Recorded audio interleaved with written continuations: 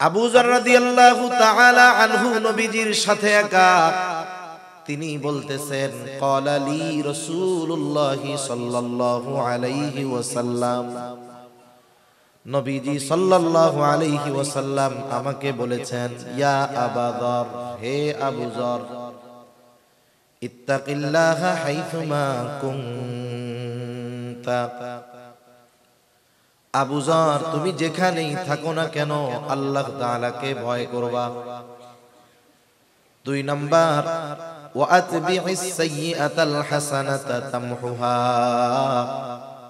তোমার দ্বারা যদি কখনো মন্দ কাজ হয়ে যায়, পাপ কাজ হয়ে যায়, সাথে সাথে পাপ কাজের বিপরীতে তুমি ভালো কাজ করবা। কি হবে? আল্লাহ তাআলা বলেন, ইন্নাল হাসানাতি ইউযহিবুনাস সাইয়্যাত, ভালো কাজ মন্দ কাজকে মিটায় দেয়। তোমার দ্বারা পাপের কাজ হয়ে গেছে, তুমি ভালো কাজ করো, ওই ভালো কাজটা তোমার মন্দ কাজটাকে মুছে দিবে। ওয়া খালিকিন নাসা বিখুলুকিন হাসানিন, আবু যর তুমি মানুষের সাথে সদাচরণ করো, ভালো ব্যবহার করো। নবীজি হযরত আবু যর রাদিয়াল্লাহু তাআলা আনহুকে উপদেশ দিলেন যে আল্লাহ তাআলাকে ভয় করো আবু যর, তুমি যেখানেই থাকো না কেন আল্লাহ তাআলাকে ভয় করো। বলেন তো পৃথিবীর এমন কোন জায়গা, এমন কোন স্থান আছে নাকি যেখানে গেলে আল্লাহ তাআলা আমাকে দেখবে না? আছে? আপনাদের এলাকায় 2-4 জায়গা আছে? সৃষ্টি জগতের কোথাও এমন একটু জায়গা নাই যেখানে আল্লাহ তাআলা আমাকে আপনাকে দেখবে না। মূলত নবী বলতেছেন, ও আবু যর তুমি যেখানেই থাকো আল্লাহকে ভয় করো। আমাদের জন্য শিক্ষণীয় বিষয় হলো, বলেন তো আমরা অনেক সময় মন্দ কাজ, পাপের কাজ থেকে মানুষের ভয়ে বেঁচে থাকি। একটা খারাপ কাজ করতে চাচ্ছি, দেখি যে আমার পরিচিত জন, বন্ধু বান্ধব আসতেছে, আমার পরিবারের লোক আসতেছে, বাবা আসতেছে, বাবা দেখে ফেলবে, জেনে ফেলবে, এই ভয়ে পাপ কাজটা করি না। কিন্তু ওই ভয়টা আল্লাহ তাআলার ব্যাপারে আমাদের নাই, যে আমি আপনি যেখানেই থাকি না কেন, যেই পাপ করি না কেন, দুনিয়ার কেউ না দেখলেও যিনি সর্ব অবস্থায় দেখেন তিনি কে? আল্লাহ তাআলাকে ভয় করে সকল প্রকার পাপাচার অনাচার থেকে বেঁচে থাকতে পারলেই মুত্তাকি হওয়া যায়। শুধু তাই না, বড় আবেদ হওয়ার জন্য মানুষের অনেক ইবাদত করা লাগে না। আমরা তো মনে করি ইবাদত করলে আবেদ, আর নবী বলেন না, গুনাহ থেকে বাঁচলে সে বড় আবেদ। আল্লাহর নিষিদ্ধ বিষয়সমূহ থেকে বাঁচলে সে বড় আবেদ। নিষিদ্ধ বিষয় থেকে বাঁচলে যেমন মুত্তাকি, নিষিদ্ধ বিষয় থেকে বাঁচলে তেমন ওইটাই প্রকৃত আবেদ হবে। হযরত আবু হুরায়রা রাদিয়াল্লাহু তাআলা আনহু থেকে প্রসিদ্ধ হাদিস,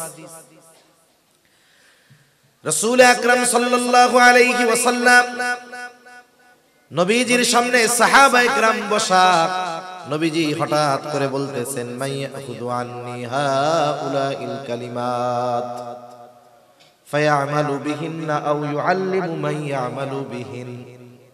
নবীজি বলতেছেন, কে আসো আমার থেকে এই কালিমা, এই কথাগুলোকে শুনবা, গ্রহণ করবা। শর্ত হলো কি, যে সে এই কথাগুলোর উপরে আমল করবে এবং অন্য কেউ যদি আমল করতে চায় কথাগুলো তাকে শিখায়া দিবে। আবু হুরায়রা রাদিয়াল্লাহু তাআলা আনহু নবীজির কাছে ঈমান এনেছেন অনেক পরে, কিন্তু নবীজির কাছে থাকছেন বেশি। ঈমান আনার পর নবীজির কাছ থেকে খুব বেশি সময় তিনি আলাদা থাকেন নাই, যার কারণে অল্প কয়েক বছর নবীজির সংস্পর্শে থাকার পরেও সবচাইতে বেশি হাদিস বর্ণনাকারী তিনি হয়ে গেছে। উনি তো রেডি থাকতেন নবী কোন সময় কি কথা বলে। কেউ কিছু বলার আগে উনি লাফায়া উঠছেন, উনি বলেন, কুলতু আনা ইয়া রাসূলুল্লাহ, আমি আছি আল্লাহর রাসূল। এবার তিনি বলেন, ফাখাদা বিয়াদি ফাআদ্দা খামসান, নবীজি এইবার আমার হাতটা চেপে ধরলেন এবং গুনে গুনে 5টা উপদেশ দিলেন। কয়টা উপদেশ? জোরে বলেন না কয়টা? গুনে গুনে 5টা উপদেশ দিলেন। অনেক সময় দেখবেন আপনি আর আপনার বন্ধু পাশাপাশি পথ চলতেছেন, বন্ধুও সামনে তাকানো, আপনিও সামনে তাকানো, আপনার নজরে অথবা আপনার চিন্তায় গুরুত্বপূর্ণ একটা কথা আসছে অথবা গুরুত্বপূর্ণ একটা বিষয় আপনি দেখছেন। ওই সময় আপনি আপনার বন্ধুকে শুধু মুখ দিয়ে বলেন না যে বন্ধু এটা দেখো, বরং হাতটা চাইবা ধরে এরকম নড়াচড়া দিয়া বলেন বন্ধু দেখো দেখো, বলেন না এরকম? হাতটা কেন ধরলেন? তার মানে আপনি তার সর্বোচ্চ মনোযোগ আকর্ষণ করতে চান, এই জন্য মুখ দিয়ে বলার সাথে সাথে হাতটা চেপে ধরেন। অনুরূপভাবে আবু হুরায়রার হাত নবীজি চেপে ধরেছেন যেন আবু হুরায়রা নবীজির এই কথাগুলো সর্বোচ্চ গুরুত্ব সহকারে খেয়াল দিয়া শুনে। এমনিই তো সাহাবায়ে কেরাম নবীর কথা গুরুত্ব দিয়ে শুনে, নবী বুঝাচ্ছেন যে কথাগুলো কিন্তু অতি ইম্পর্টেন্ট। এইবার গুইনা গুইনা 5টা নসিহত করেছেন, 5টা উপদেশ দিয়েছেন। 1 নাম্বার উপদেশ নবীজি বলেন ইত্তাকিল মাহারিমা তাকুন আ'বাদান নাস। কে চায় না এই পৃথিবীতে ইমানদার সবচাইতে বেশি সবচাইতে বড় আবেদ হতে? কে না চায়? আমরা তো মনে করি যেই ব্যক্তি শুধু 5 ওয়াক্ত ফরজ সালাত, ফরজ নামাজ নয়, সাথে সাথে তাহাজ্জুদ, আওয়াবিন, ইশরাক সহ অন্যান্য সব নফল ইবাদত করে, আমরা বলি লোকটা বড় আবেদ।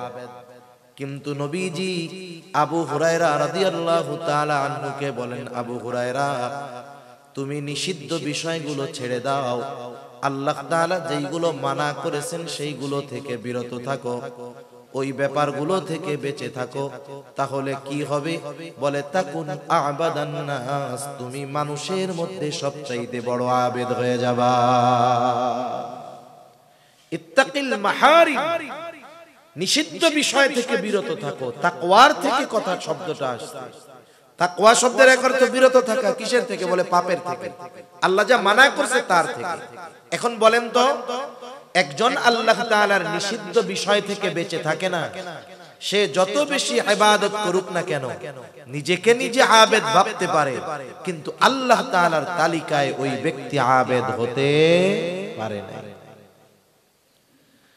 সেজন্য আমাদের সকল প্রকার নিষিদ্ধ পাপাচার, আল্লাহ তাআলা যা নিষিদ্ধ করেছেন তা থেকে বেঁচে থাকতে হবে। আমল কম হোক, যদি আমি গুনার থেকে বেঁচে থাকতে পারি ওইগুলোই আমার কাজে লাগবে। হাদিসের মধ্যেও রাসূলুল্লাহ সাল্লাল্লাহু আলাইহি ওয়াসাল্লাম আরো জানায় দিয়েছেন যে আল্লাহ তাআলার কাছে অল্প আমল হলেও সেটা কবুল হয়ে যায় যদি ইখলাস ঠিক থাকে। হযরত ইখলাসের ব্যাপারেও হয়তো কিছু কথা বলেছিলেন। নবীজিও বলেন আখলিস দীনাকা ইয়াকফিকাল আমালুল কালিল, তোমার নিয়ত খাঁটি করো, অল্প আমল নাজাতের জন্য যথেষ্ট হয়ে যাবে। কেউ এ কথা বলতে পারবে না নবীজিও কখনো বেশি ইবাদতের কথা বলছে, আল্লাহ বেশি ইবাদতের কথা বলছে, কেউ বলতে পারবে না। বরং আল্লাহ তাআলা তো কোরআনে সুন্দর ইবাদতের কথা বলেছেন। আল্লাহ তাআলা বলেন আল্লাযী খালাকাল মাউতা ওয়াল হায়াতা লিয়াবলুয়াকুম আইয়ুকুম আহসানু আমালা। আল্লাহ তাআলা বলেন তিনি মৃত্যু এবং জীবনকে সৃষ্টি করেছেন কেন? বলে লিয়াবলুয়াকুম, তোমাদের পরীক্ষা করার জন্য। জিজ্ঞাসা যদি করা হয় আল্লাহ কি পরীক্ষা? বলে আইয়ুকুম আহসানু আমালা, পরীক্ষাটা হলো তোমাদের মধ্যে কার আমল কত সুন্দর। আল্লাহ বলেন নাই যে আইয়ুকুম আকসারু আমালা, যে তোমাদের মধ্যে কে কত বেশি আমল করে। তার মানে আল্লাহ তাআলা সুন্দর আমল চান। এখন যেই ব্যক্তি ভালো কাজও করে, ইবাদত করে, গুনাহও করে, সে আবেদ হইতে পারে না। ভালো কাজও করে, পাপও করে, এই পাপ করার কারণে তার ভালো কাজের সৌন্দর্যটা নষ্ট হয়ে যায়। মনে করেন একবারে ধবধবা সাদা একটা জামা, ওই জামার মধ্যে 2-3টা কালা দাগ মেরে দিলে কেমন লাগবে? জামার সৌন্দর্য পুরো শেষ। এই জন্য পাপ ইবাদতের সৌন্দর্যকে নষ্ট করে দেয়। এজন্য সকল প্রকার নিষিদ্ধ বিষয় থেকে বেঁচে থাকার দরকার। সেটা ব্যক্তিগত বিষয় হতে পারে, সামাজিক বিষয় হতে পারে, রাষ্ট্রীয় বিষয় হতে পারে। আসলে অনেক সময় হারাম কাজগুলোকে আমরা আনন্দের উপলক্ষ বানায় নেই, ঠিক কিনা বলে? হারাম কাজকে আনন্দের উপলক্ষ বানিয়ে নেয়। তার মানে যারা হারাম কর্মগুলোকে আনন্দ উদযাপনের উপলক্ষ বানিয়ে নিয়েছে, তার মানে ওই হারাম কাজের অঘোষিত বৈধতা তারা প্রদান করেছে। নাচ গান, গান বাদ্য আপনাদের সমাজে তো আলহামদুলিল্লাহ নাই, জোরে বলেন না? আছে, প্রচুর পরিমাণ আছে। এখন তো অনেক জায়গায় সাধারণ ছোটখাটো অনুষ্ঠানেও অর্ধ উলঙ্গ নারী আর শিল্পী এনে না গাওয়াইলে না নাচাইলে ভালো লাগে না। আছে না নাই বলেন? আছে, অভাব নাই। বিবাহ অনুষ্ঠানে নাচ গান, ডেক সেট বাজানো, বেপরদা কর্মকাণ্ড, এগুলো সমাজের মানুষ এখন কোনো পাপই মনে করে না, সাধারণ কাজ মনে করে। যেই মাইকে ওয়াজ হচ্ছে ওই মাইকেই দেখা যাবে পরের দিন গান বাজতেছে। যেই শ্রোতা এখানে ওয়াজ শুনছে দেখা যাবে আগামীকাল রাত জেগে কোথাও তারা গানের অনুষ্ঠানেও আছে। জোরে বলেন। দেখা যাবে অনেক জায়গায় যেই আয়োজকেরা তাফসীর মাহফিলের আয়োজন করছে, দেখা যাবে ওই আল্লাহর বান্দারাই পহেলা বৈশাখে আবার গানের আয়োজন করে বসে আছে। আছে না নাই? মনে রাখতে হবে এগুলো ভালো কাজ না। একেবারে সব ধরনের পাপ থেকে আমাদের বেঁচে থাকা দরকার। পাপ আমাদের আমলের সৌন্দর্য নষ্ট করে দেয়। 10 মণ দুধ নষ্ট হওয়ার জন্য 10 মণ গরুর প্রস্রাব লাগে না, এর এক কাপও লাগবে না। 10 মণ দুধের মধ্যে যদি ডাইলা দেওয়া হয় দুধ নষ্ট হয়ে যাবে। এজন্য আমাদের উচিত আমাদের ইবাদতগুলোকে, আমাদের জীবনকে পাপাচার মুক্ত রাখা। রাসূল আকরাম সাল্লাল্লাহু আলাইহি ওয়াসাল্লাম সেই জন্য জানিয়ে দিলেন, উদ্দেশ্য আবু হুরায়রাকে কইরা বলতেছে ঠিক, কিন্তু শিক্ষা গোটা উম্মতের জন্য, যে তোমরা নিষিদ্ধ বিষয় থেকে বাঁচো, সবচাইতে বড় আবেদ হয়ে যাইতে পারবা। জান্নাতে যাওয়ার জন্য অনেক ইবাদতের প্রয়োজন হয় না। আমি আপনাদের বেশি ইবাদত করতে নিরুৎসাহিত করতেছি তা নয়, বরং আমার মূল উদ্দেশ্য হলো ইবাদত বেশি করেন, তবে যেন পাপাচার আমাদের দ্বারা না হয়। আপনি আমি তলা ছিদ্র রেখে, বালতির তলা ছিদ্র রেখে পানি যদি ভরপুর করি, পানি থাকবে? আর যদি কলসির তলা ছিদ্র না থাকে, ভালো থাকে, যেটুকু রাখবো ততটুকুই থাকবে। কিন্তু যদি তলা ছিদ্র থাকে, পানি ভরে রাখবো সকালে, বিকাল হতে হতে পানি কলসি খালি হয়ে যাবে। আমি এই গুনাহ নামক ছিদ্রটা বন্ধ করতে বলতেছি। যদি আমরা এটারে বন্ধ করতে পারি, যতটুকু করব ততটুকু থাকবে, ঠিক কিনা বলেন?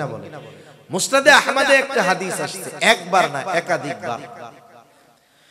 রাসূল আকরাম সাল্লাল্লাহু আলাইহি ওয়াসাল্লাম একদিন ফজরের নামাজের পূর্ব মুহূর্তে হঠাৎ করে তিনি বলতেছেন, এখন যেই ব্যক্তি দরজা দিয়ে ঢুকবে সে জান্নাতি। বর্ণনাটা আব্দুল্লাহ ইবনে আমর ইবনুল আস রাদিয়াল্লাহু তাআলা আনহু থেকে আসছে। এইবার এই কথা বলার পরে সবার নজর দরজার দিকে, কোন আল্লাহর বান্দা দরজা দিয়ে ঢুকে। দেখলো এক ব্যক্তি দরজা দিয়ে ঢুকছে, এখনো ওযুর পানি তার দাড়ি বেয়ে বেয়ে পড়তেছে। আর এক বর্ণনার দ্বারা মোটামুটি বোঝা যায় যে ওই ব্যক্তি ছিলেন হযরত সাদ রাদিয়াল্লাহু তাআলা। প্রথম দিন অতিবাহিত হলো, পরে আরেকদিন নবীজি পরের দিন বলে, এখন যেই ব্যক্তি দরজা দিয়ে ঢুকবে সে জান্নাতি। ফজরের পূর্বে সবার নজর দরজার দিকে, কে সেই সৌভাগ্যবান ব্যক্তি যে এখন দরজা দিয়ে ঢুকবে। তাকায় দেখে বিগত দিন যে ব্যক্তি ঢুকছে যেই অবস্থায়, আজকেও সে সেই অবস্থায় ঢুকছে। পরবর্তী দিন আবার একই সময় নবীজি বলেন, এখন যেই ব্যক্তি দরজা দিয়ে ঢুকবে সে জান্নাতি। সবার নজর দরজার দিক, কে সৌভাগ্যবান ব্যক্তি। তাকায় দেখলো বিগত 2 দিন যেই ব্যক্তি যেই অবস্থায় প্রবেশ করেছে, আজকেও ওই ব্যক্তি একই অবস্থায় দরজা দিয়ে প্রবেশ করতেছে। এক ব্যক্তি ব্যক্তির ব্যাপারে নবীজি পর পর 3 দিন জান্নাতের সংবাদ দিয়েছেন। সেই বেটা যে জান্নাতি, এই খবর নবী মুখ দিয়া বলার আগে আরশে আজিমের মালিকের সিগন্যাল ছিল কি ছিল না? তার মানে সে জান্নাতি, কোনো সন্দেহ নেই। হাদিস বর্ণনাকারী বলেন, যখন পরপর 3 দিন এই ঘোষণা তার ব্যাপারে, আমি চিন্তা করলাম কি এমন স্পেশাল আমল ওই ব্যক্তি করে যার জন্য নবীজি তার ব্যাপারে এমন ঘোষণা দিলেন। এইবার উনি গিয়া হযরত সাদ রাদিয়াল্লাহু তাআলা আনহুকে বলে, ভাই আমি 3টা দিন 3টা রাত তোমার বাড়ি, দিনের বেলা থাকবো না, এশার নামাজের পরে তোমার বাড়িতে অতিবাহিত করব, ফজর পর্যন্ত খাবারও ব্যবস্থা করা লাগবে না, থাকো, অসুবিধা নাই। এইবার পরের দিন এশার নামাজের পরে 2 জন চলে গেছে। আমাদের গ্রাম অঞ্চলে এক সময় ছিল প্রত্যেক বাড়িতে ভেতরের ঘরের সাথে সাথে একটা ঘর থাকতো, কাছারি ঘর কইতো আর কি। আপনাদের কি বলে জানি না, কাছারি, কাছারি না? মেহমান আসলে ভেতর বাড়িতে আর যাওয়া লাগতো না, ওই কাছারি ঘরের পাশেই বাথরুম, মেহমান আসবে চলে যাবে। আগের মানুষ সহজ সরল ছিল, তারা এত স্টাইলিশ বোরকা পরতো না, কিন্তু অরিজিনাল পর্দা নিশিন তারা ছিল, ঠিক কিনা বলে? ভেতরে ঢুকতে পারতো না, ওই কাছারি ঘরে থাকতে দিছে, থাকেন আপনি ঘুমান। উনি কি ঘুমাইতে গেছে নাকি? উনি তো দেখতে গেছে রাতে কি ইবাদত করে। খেয়াল করলো হযরতে সাদ ঘরে ঢুকছেন, একটু পরে বাতি নিভায়া দিয়া ঘুমায় পড়ছে, ঘুমায় গেছে, শুয়ে পড়েছে, ঘুমায় গেছেন। আর উনি সারা রাত জেগে জেগে পাহারা দিচ্ছেন কখন উঠে আর কি আমল করে। অপেক্ষা করতেছি, রাত অতিবাহিত হয়ে ফজরের আজানের আওয়াজ কানে চলে আসলো, কোনো খবর নাই। আজানের পরে দেখে আল্লাহর বান্দা ঘুম থেকে উঠছে, চোখ ডলতে ডলতে বুঝতে পারছে ওনার মধ্যে কোনো অস্বস্তি কাজ করতেছে। জিজ্ঞাসা করছে কি অবস্থা, কি হয়েছে? তখন উনি বলছেন যে দৈনিক এই সময় আমি কিছু লেখি, এখন এই সময়টা পার হচ্ছে, আমার লেখা হইতেছে না, আমার মধ্যে অস্থিরতা কাজ করতেছে। উনি লেখার স্থানে গিয়ে বসে 2-1 কলম লিখে আসছেন, এই পর্যন্ত ওনার অস্থিরতা দূর হয় নাই। সুবহানাল্লাহ।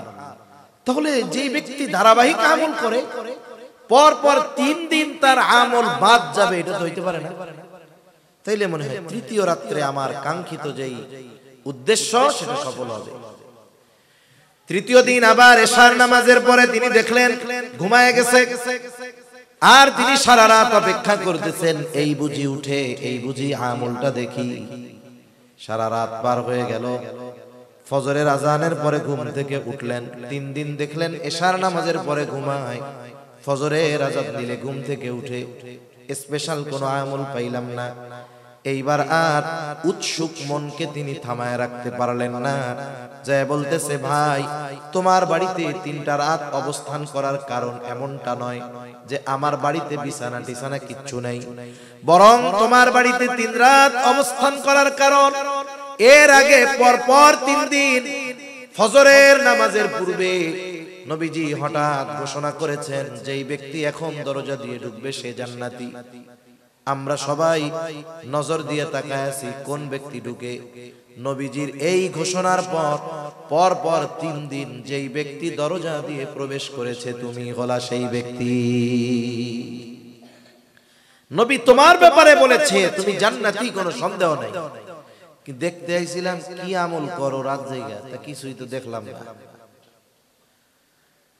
এইবার হযরত সাদ রাদিয়াল্লাহু তাআলা আনহু বলেন, নবীজি যদি আমার ব্যাপারে এমন ঘোষণা দিয়ে থাকেন তো আলহামদুলিল্লাহ, তবে তুমি যেই আশায় রাত্র যাপন করেছো এমন কোনো কিছু আমার নাই।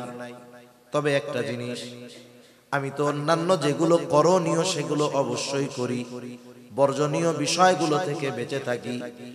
অতিরিক্ত একটা কাজ আমি রাতে বিছানায় যাওয়ার আগে করি, তা হলো আমাকে যারা কষ্ট দিয়েছে আমি সকল আল্লাহর বান্দাকে রাতের বেলা ক্ষমা করে এরপরে বিছানায় যাই। এখন বলেন আমাদের দেশে যদি কেউ তাহাজ্জুদ না পড়ে তারে আমরা আল্লাহর ওলি বলতে রাজি নাই। আমি তাহাজ্জুদ পড়ার ব্যাপারে নিরুৎসাহিত করতেছি না, মূল উদ্দেশ্য কি? গুনাহ থেকে বাঁচা। তাহাজ্জুদ না পড়লে আমরা তারে আবেদ বলতে রাজি নাই। কারামত না দেখলে আল্লাহর ওলি বলতে রাজি নাই। ওই যে এক ঘটনা আছে না, এক খাদেম থাকছে এক আল্লাহর ওলির খেদমতে, এক যুগ পার হয়ে গেছে, এখন বাড়িতে যাইব। এখন যাওয়ার সময়ও ওর মনের মধ্যে এই বিশ্বাস আসে নাই যে এই ব্যক্তি আল্লাহর ওলি। কেন? সে প্রশ্ন করতেছে, হুজুর আপনি কেমন আল্লাহর ওলি বুঝলাম না, 12 বছর থাকলাম, একটা কারামতিও আপনি দেখাইতে পারলেন না, আপনি কেমন আল্লাহর ওলি? হ্যাঁ, এবার আল্লাহর বান্দা বলে, বেটা বিগত 40 বছর আমার কোনো সুন্নাত ছুটে নাই, এর চাইতে বড় কারামত আর কি হইতে পারে?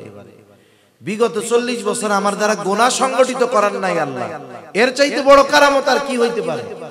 তার মানে আমাদের ক্ষেত্রে কারামত বা আল্লাহর ওলির সংজ্ঞা, আমাদের ক্ষেত্রে আবেদের সংজ্ঞা, এগুলো আমাদের মন মতো। ইসলামী শরীয়তের পরিভাষায় প্রকৃত আবেদ আর আল্লাহর ওলি যারা, তাদেরকে আমরা মানতে রাজি নাই। আল্লাহর ওলি কি হবে? ঘোড়ার পিঠে উঠতে হবে, সাপে শাবুক বানাইতে হবে, নইলে এটা কি আল্লাহর ওলি হইতে পারে? যায় নামাজের উপর দিয়ে আকাশে উড়ে বেড়াইতে হবে, নইলে কি আল্লাহর ওলি হইতে পারে? এই চিন্তাধারা আমাদের বাদ দিতে হবে। তো এক কথা থেকে আরেক দিকে চলে যাচ্ছে। তাহলে মূল বিষয় হলো, নবীজি বললেন নিষিদ্ধ বিষয় থেকে বাঁচো। তার মানে আল্লাহ যা নিষেধ করেছে সেটা থেকে বাঁচো, করণীয় বিষয়টা করলেই তুমি প্রকৃত আবেদ হয়ে যেতে পারবে। সুবহানাল্লাহ। যেহেতু হাদিসটা পাঠ করেছি, নবীজির কথাগুলো বইলা দেই। 2 নাম্বার, নবীজি বলেন ইত্তাকিল মাহারিমা তাকুন আ'বাদান নাস ওয়া আরদা বিমা কাসামাল্লাহু লাকা তাকুন আগনান নাস। আমরা সবাই ধনী হওয়ার প্রতিযোগিতার মধ্যে আছি। প্রাচুর্যতা আমাদের কেমন ভাবে পেয়ে বসেছে, কে কার চাইতে বড় বাড়ি বানাবে, কে কার চাইতে বড় সুন্দর বানাবে, কে কার চাইতে বড় সুন্দর বাড়ি বানাবে, কে কার চাইতে বড় দামি গাড়ি কিনবে। এই প্রাচুর্যের মোহ আমাদের কেমন ভাবে পেয়ে বসেছে, যার অনেক গাড়ি বাড়ি তাকে আমরা আসল ধনী মনে করি। এই বাংলাদেশে সবচাইতে বড় ধনী যারা, শত শত ইন্ডাস্ট্রির মালিক যারা, আপনি তাদের কাছে গিয়ে জিজ্ঞাসা করেন যে বসুন্ধরা গ্রুপের মালিক আপনার কি খবর, যমুনা গ্রুপের মালিক আপনার কি খবর, এস আলম গ্রুপের মালিক আপনি কি খবর, দেখবেন এই দেশের সবচাইতে বড় ঋণ খেলাপি হলো এরা। পত্রিকায় আসছে দেশের সব টাকা তো এস আলমে নিয়ে গেছে। তাইলে যে এত ঋণ, সে কোনোদিন ধনী হইতে পারে? কথা বুঝেন নাই মনে হয়। যে ঋণ, ধনী হইতে পারে না। আসল ধনী কে? যে তার চাহিদার দরজাকে বন্ধ করে দিতে পারে। আসল ধনী হলো এটা।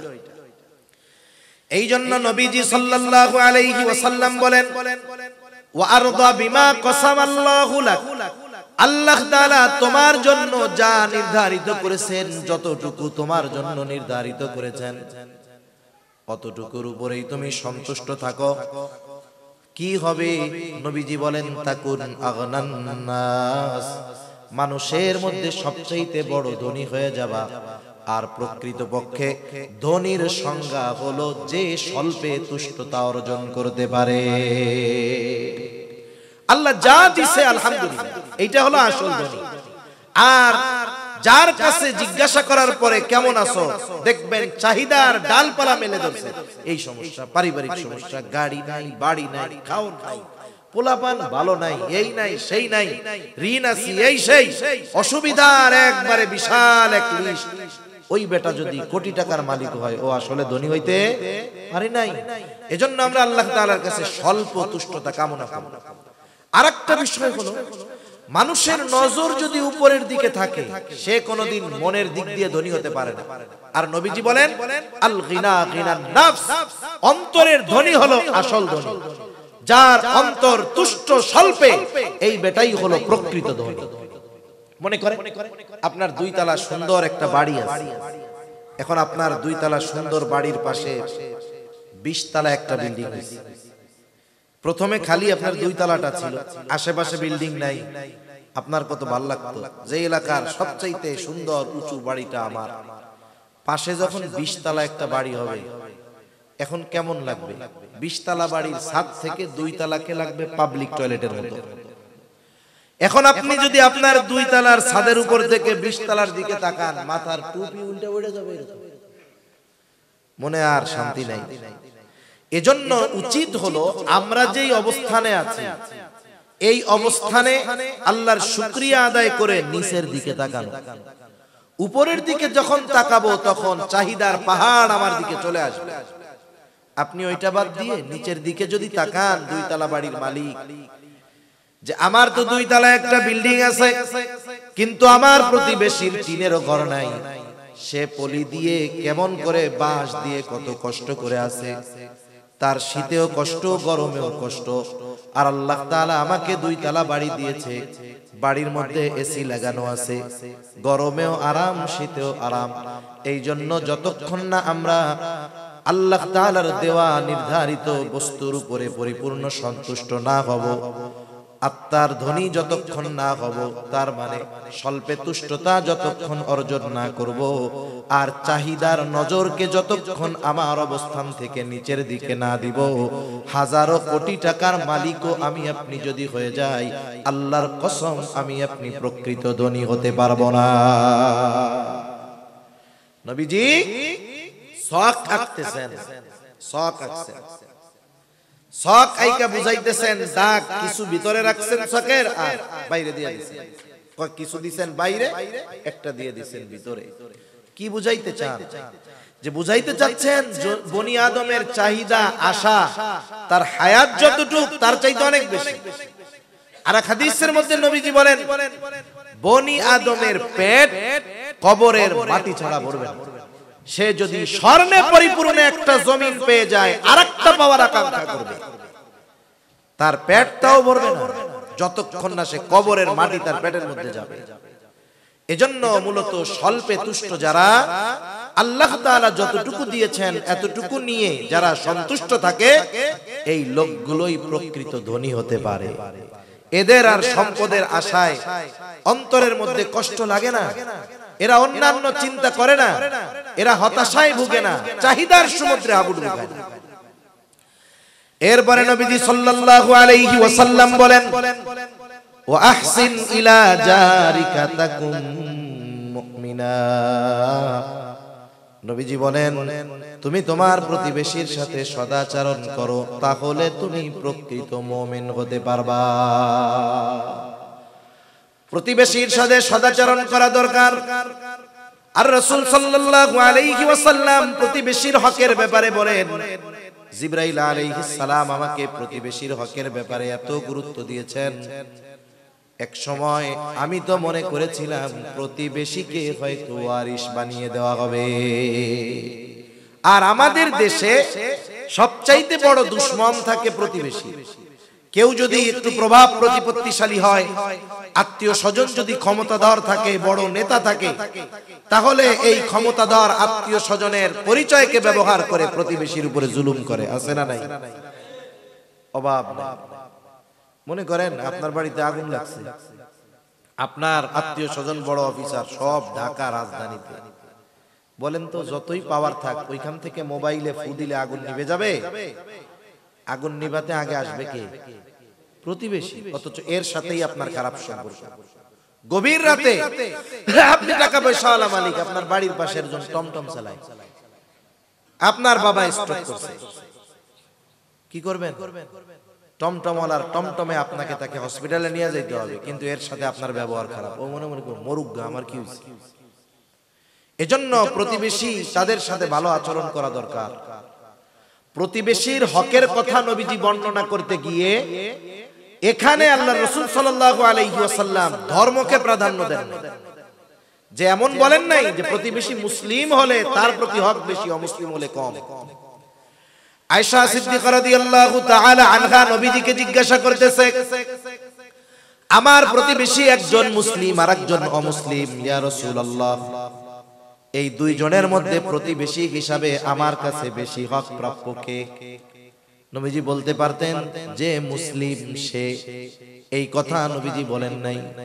নবীজি বললেন, যার দরজা তোমার দরজার বেশি কাছে, প্রতিবেশী হিসাবে সে তোমার কাছে বেশি হক প্রাপ্য। সুবহানাল্লাহ। তাহলে একজন প্রতিবেশী যদি অমুসলিমও হয়, সে যদি আমার বেশি কাছে হয় একজন মুমিনের চাইতে, প্রতিবেশী হিসাবে, অমুসলিম হোক, প্রতিবেশী হিসাবে সে আমার কাছে বেশি হক প্রাপ্য। এজন্য একটা মানুষ যদি প্রকৃত মুমিন হতে চায়, নবীজি বলেন সে যেন প্রতিবেশীর সাথে সদাচরণ করে, ভালো ব্যবহার করে, প্রতিবেশীর কষ্টের কারণ যেন না হয়, প্রতিবেশীকে যেন কষ্ট না দেয়। আমাদের অবস্থা কি? আমরা ভালো প্রতিবেশী চাই, কিন্তু নিজে ভালো প্রতিবেশী হইতে রাজি নাই। আমি চাই যে আমার প্রতিবেশীর মাধ্যমে আমি যেন কষ্ট না পাই, কিন্তু আমি নিজে আবার প্রতিবেশীকে কষ্ট দিতে থাকি। এটা হলে হবে না।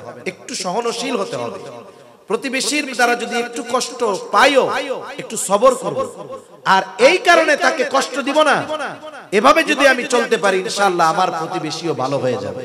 হাদিসের মধ্যে তিনটি বিষয়কে সৌভাগ্যের প্রতীক বলা হয়েছে। এর মধ্যে একটা হলো ভালো প্রতিবেশী। একটা গল্প শোনাই আপনাদের, কষ্ট হইতেছে নাকি?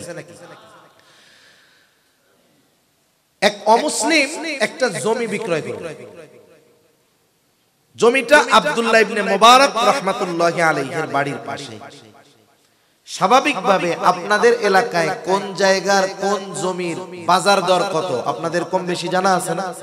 যে এই রাস্তার পাশে এই এলাকায় জমির দাম কত শতাংশ জানা আছে?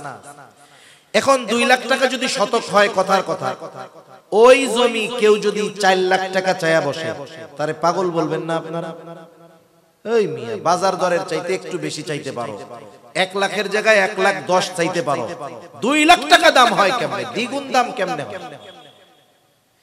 এখন ওই মুসলিম ব্যক্তি আব্দুল্লাহ ইবনে মুবারকের বাড়ির পাশের জমি বিক্রয় করবে, দাম যা তার দ্বিগুণ দাম হাঁকায়া দিছে।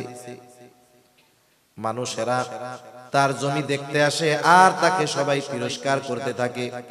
এই মিয়া, বাজার দরের দ্বিগুণ দামে কেন জমি বিক্রয় করতে যাও? অন্যান্য মানুষের জমিতে মাটি, তোমার জমিতে মনে হয় স্বর্ণ। এইভাবে মানুষ তাকে তিরস্কার করতেছে। এইবার ওই অমুসলিম বলে, শোনো, এই জমির গুণাগুণ যদি তোমরা জানতা, তাহলে দ্বিগুণ দাম নয় 5 গুণ দাম দিয়ে কিনতে তোমরা পিছু হটতা না। কেন রে? বলে, তুমি তো এইখানে জমি কিনলে শুধু জমির মালিক হবা না, জগৎ বিখ্যাত মুহাদ্দিস আব্দুল্লাহ ইবনে মুবারকের প্রতিবেশী হতে পারবা। এর চাইতে সৌভাগ্যের আর কি হতে পারে? আমি আব্দুল্লাহ ইবনে মুবারকের ছোট্ট একটা জীবনী রিসালা পড়তেছিলাম ওনাকে নিয়ে। ওই বইটার মধ্যে এই ঘটনাটা আসছে। যখন এই লোকটা শুধু এই কথা বলেছে, টাকা দিয়ে শুধু তুমি জমির মালিক হবা এমনটা নয়, তুমি তো আব্দুল্লাহ ইবনে মুবারকের প্রতিবেশী হয়ে যেতে পারবা। দ্বিগুণ দাম দিয়ে ওই জমি কেনার জন্য মানুষে হুড়োহুড়ি শুরু করে দিয়েছে।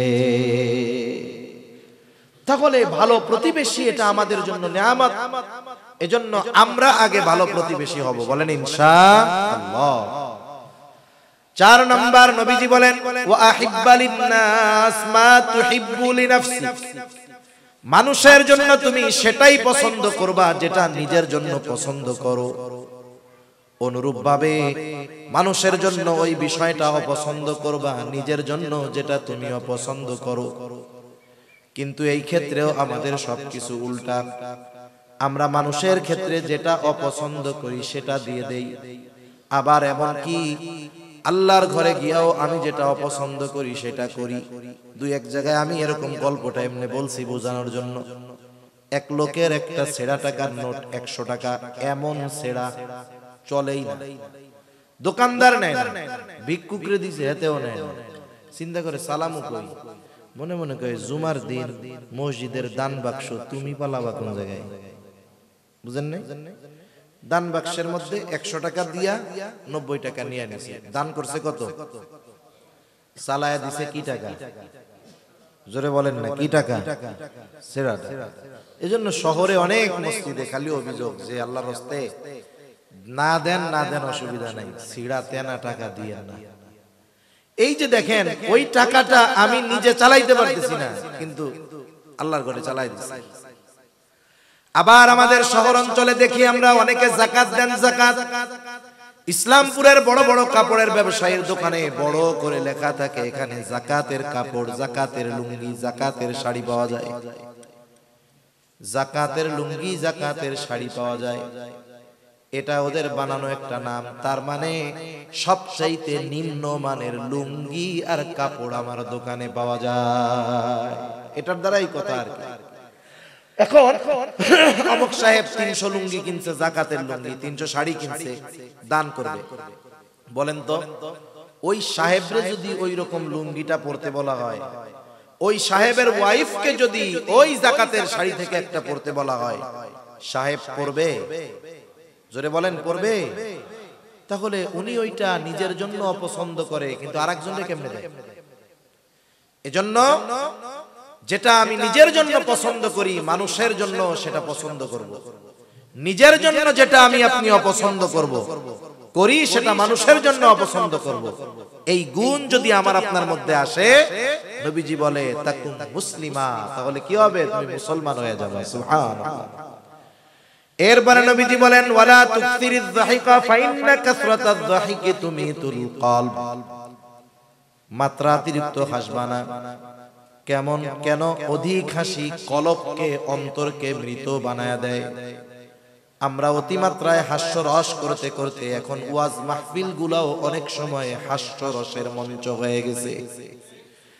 এই নববী চেয়ারে বসে মানুষকে আনন্দ দেওয়া শুরু হয়ে গেছে, মিথ্যা কৌতুক বলে মানুষকে আনন্দ দেওয়া শুরু হয়ে গেছে, অপর অন্য ব্যক্তিকে হেয় প্রতিপন্ন করে মানুষকে আনন্দ দেওয়া শুরু হয়ে গেছে।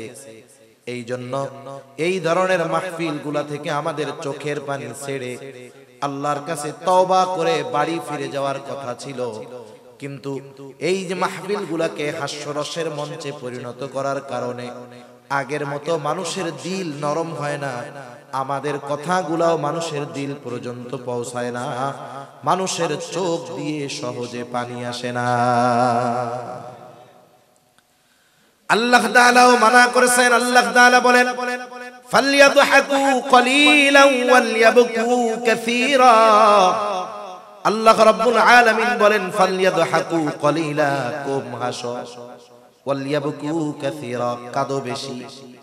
দুনিয়ায় বেঁচে আছি বুঝতেছি না, একটা সময় আসবে, ওই সময়ের কথা যদি আমরা এখন থেকে চিন্তা করতাম, মৃত্যুর চিন্তা যদি আমার মধ্যে থাকতো, কবরের চিন্তা যদি আমার মধ্যে থাকতো, হাসরের চিন্তা যদি আমার মধ্যে থাকতো, মিজানের চিন্তা যদি আমার মধ্যে থাকতো, পুলসিরাতের চিন্তা যদি আমার মধ্যে থাকতো, জাহান্নামের ভয় চিন্তা যদি আমার মধ্যে থাকতো, আল্লাহর কসম আমি যদি এই বিষয়গুলোকে যদি হৃদয় দিয়ে অনুধাবন করতে পারতাম, তাহলে আমাদের মুখ দিয়ে কোনোদিন, চেহারায় কোনোদিন হাসির প্রভাব দেখা যাইত না।